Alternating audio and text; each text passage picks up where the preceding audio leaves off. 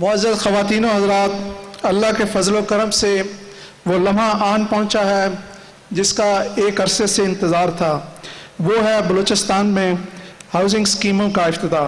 मैं जनाब वज़ीर आज़म पाकिस्तान और वज़ीर आला बलूचिस्तान और बाकी जो मुअज़्ज़ज़ गवर्नर साहब, मिनिस्टर साहब, उनसे रिक्वेस्ट करूँगा कि वो नई हाउसिंग स्कीमों की तख्तियों की नकाब कुशाई करें।